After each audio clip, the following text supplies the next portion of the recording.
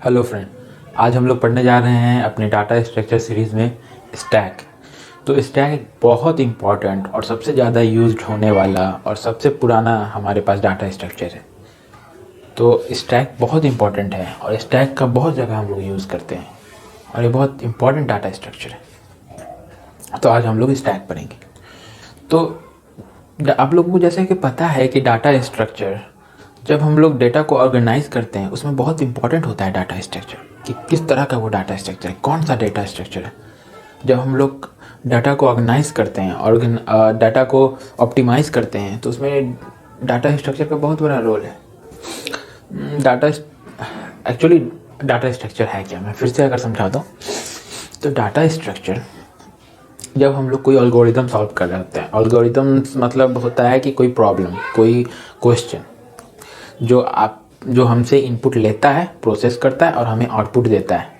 तो इनपुट और आउटपुट जब हम किसी एल्गोरिदम को देते हैं तो वो किसी फॉर्मेट में देते हैं, किसी ऑर्डर में देते हैं। उस फॉर्मेट को हम लोग डाटा स्ट्रक्चर कहते हैं। जब हम लोग किसी एल्गोरिदम में या किसी प्रोग्राम में अपना डाटा देते हैं तो वो एक फॉर्मेट में होना चाहिए और वो फॉर्मेट से ही डिपेंड होता है, वो फॉर्मेट पे डिपेंड करता है कि उसका टाइम कितना लेगा, वो कितना देर प्रोसेस करेगा। मतलब मेरा ये है कि वो अगर शॉर्टेड हो, मतलब वो अगर क्या कहते हैं, शॉर्टेड हमारा डाटा हो तो वो कम टाइम लेगा। एज एग्जांपल मैं बता रहा हूँ, जैसे कि अगर हमारा डाटा अगर बिल्कुल सीरियल वाइज है, मतलब शॉर्टेड है, 1 2 3 4 5 6 है, तो आपको आपके प्रोग्राम को पता है कि हाँ ये शॉर्टेड है तो इसमें ज़्यादा करना नहीं है, तो वो कम टाइम लेगा। अगर अनसॉर्टेड है, पता नहीं कब कौन सा नंबर कब आ जाएगा, जैसे 10 5 9 20 50, मतलब पता ही नहीं चल रहा कब क्या आ रहा है, तो उसमें उसको पहले शॉर्ट करना पड़ेगा। ये शॉर्ट नहीं भी करेगा तो उसमें ही अगर वो कैलकुलेशन करेगा तो उसको ज़्यादा टाइम लगेगा। तो हमारा डेटा स्ट्रक्चर पर डिपेंड करता है हमारा एल्गोरिदम या हमारा प्रोग्राम कितना टाइम लेगा, है ना। तो डाटा स्ट्रक्चर बहुत इंपॉर्टेंट है और आज हम लोग एक डाटा स्ट्रक्चर पढ़ने जा रहे हैं जिसका नाम है स्टैक। और स्टैक हमारा बहुत इंपॉर्टेंट डाटा स्ट्रक्चर है और बहुत जगह हम लोग यूज़ भी करते हैं और गेट के लिहाज से भी ये बहुत इंपॉर्टेंट है। तो एक्चुअली में यहाँ हम लोग देख लेते हैं कि स्टैक एक्चुअली में होता क्या है। तो जैसा कि आप लोग ब्रेड खाते हैं, ब्रेड मतलब एक बड़ा सा ब्रेड आता है, उसको स्लाइस कटा होता है, वो एक पैकेट में पैक होता है। और मान लीजिए ऐसा अगर हम लोग उसको खड़ा करके रख दें ऐसा, तो वो ऐसा बनेगा और ऊपर से हम लोग पैकेट उसका खोल दें और नीचे ब्रेड है हमारा, नीचे हमारा ब्रेड है, ठीक है। सब में ब्रेड है हमारा, ये सब ब्रेड है, ठीक है। तो हमने ऊपर से खोल दिया और ये हमारा ब्रेड का है, मान लीजिए इतना हमारा ब्रेड है, मतलब फुल है ब्रेड, हमारा पैकेट में फुल है, ऊपर से हम लोगों ने खोल दिया। तो अगर जब हम लोगों को अगर इसमें से ब्रेड खाना हो, लेना हो, तो डायरेक्ट बिना ऊपर का कुछ हटाए हम ये वाला ब्रेड निकाल सकते हैं? नहीं निकाल सकते। मतलब इसका यही है कि जब हम लोगों को इस पैकेट में से ब्रेड लेना होगा तो हम ऊपर से ले सकते हैं, सिर्फ ऊपर से ले सकते हैं। और जब हम लोगों ने मान लीजिए 2 3 निकाल दिया, 2 3 निकाल दिया हम लोगों ने, और मेरे को एक रखना है, ज़्यादा निकल गया, अब वापस रखना है, तो हम नीचे रख सकते हैं या बीच में रख सकते हैं बिना हटाए किसी को? नहीं। हम लोग जब रख सकते हैं तो सिर्फ ऊपर रख सकते हैं। तो यही स्टैक होता है। स्ट्रक्चर का स्टैक का स्ट्रक्चर ऐसा ही होता है, स्टैक का स्ट्रक्चर भी ऐसा ही होता है। इसमें ऐसे ऐसे ऐसे ऐसे हम लोग को जो भी कुछ रखना होता है हमारा डाटा, हम लोग बस ऊपर ही रख सकते हैं, टॉप में, टॉप से ही निकाल सकते हैं। मतलब टॉप पे पुश कर सकते हैं और टॉप से ही पॉप कर सकते हैं। डालने को पुश कहते हैं, निकालने को पॉप कहते हैं, है ना। तो ये हमारा स्टैक होता है, ये हमारा स्टैक होता है। बस एक वे में होता है, मतलब ये कि मतलब जो इसमें क्या होता है ना, लीफो कॉन्सेप्ट यूज़ होता है। LIFO, last in first out.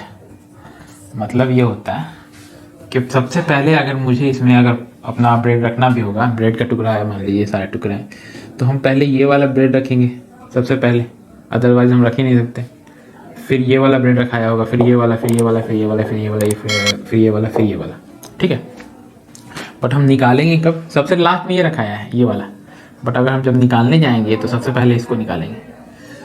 जो लास्ट में इन होगा वो पहले आउट होगा। इसका मतलब ये है लास्ट इन फर्स्ट आउट के कॉन्सेप्ट पे ये काम करता है, ठीक है। तो इसका मतलब यही है, जो सबसे पहले इन हुआ है ये सबसे पहले वाला है, ये सबसे लास्ट वाला है जो इन हुआ है, ठीक है। इन मैं बता रहा हूँ, ये आउट सबसे पहले होगा और ये आउट सबसे बाद में होगा। ये कॉन्सेप्ट पे हमारा स्टैक काम करता है। तो स्ट्रक्चर इसका समझ गए होंगे आप लोग कि स्टैक होता कैसा है, समझ गए। अब हम लोग इसका कुछ एप्लीकेशन देख लेते हैं कि ये कहाँ कहाँ यूज़ होता है। एक्चुअली में इसकी एप्लीकेशन क्या है, तो इसकी एप्लीकेशन बेशुमार है, बहुत जगह यूज होता है। इतना हम लोग कवर नहीं कर पाएंगे जितना जगह यूज़ करता है, बट कहीं कहीं जो इम्पोर्टेंट है, जो हमारे सिलेबस के हिसाब से भी इम्पोर्टेंट है, वो सब हम लोग देख लेते हैं कि एक्चुअली में ये कहाँ कहाँ यूज़ होता है। पहला देखें अगर, तो हम लोगों ने रिकर्जन पढ़ा है, तो रिकर्जन में तो आप लोग जानते ही हैं कि ये यूज़ होता है। बिना रिकर्जन, बिना स्टैक के रिकर्जन का कोई प्रोग्राम बन ही नहीं सकता है, क्योंकि हम लोगों को बैक ट्रैक करना पड़ता है रिकर्जन में। तो हम लोग रिकर्जन का प्रोग्राम स्टैक की मदद से ही बनाते हैं। जैसा कि मैंने रिकर्जन पढ़ाया है, उसमें हम लोगों ने स्टैक का यूज़ भी देखा है कैसे। तो सेम इसमें कुछ स्टैक में कुछ अलग से नहीं पढ़ना है, जो मैंने सी में पढ़ाया है रिकर्जन, बस वही रिकर्जन है यहाँ भी। तो ये बस रिकर्जन में इसका यूज़ होता है। मैं इसका एप्लीकेशन बता रहा हूँ,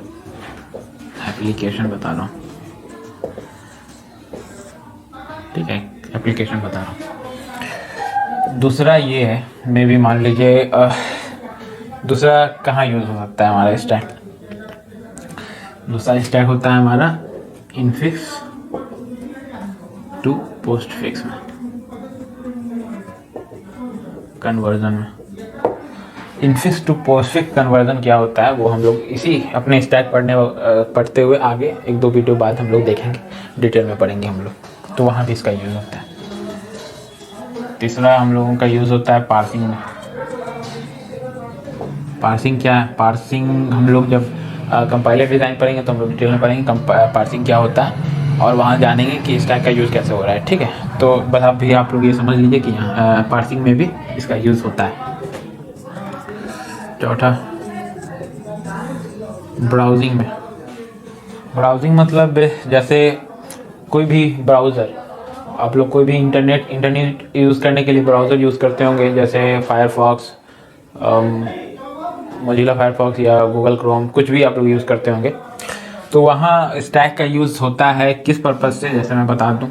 जैसे जब आप लोग किसी पेज इंटरनेट चलाते हुए बहुत सारे पेज आप लोग यूज़ करते गए और बहुत आगे चले गए, 10-12 पेज यूज़ कर चुके हैं आप, बट आपको उसके 4-5 पेज वापस जाना है।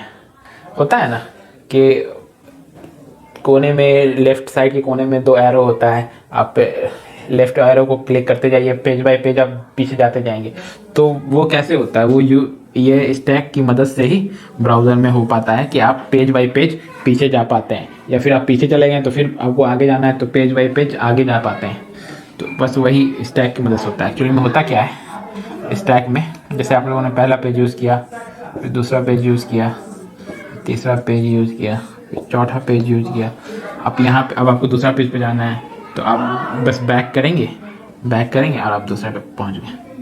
फिर अगर आपको फिर से ऊपर जाना है तो आप फिर से ऊपर चले जा सकते हैं। तो ये स्टैक की मदद से ही होता है, ये स्टैक की मदद से ही होता है ब्राउजिंग में। और पचमा देख लें अगर हम लोग, तो कोई भी एडिटर,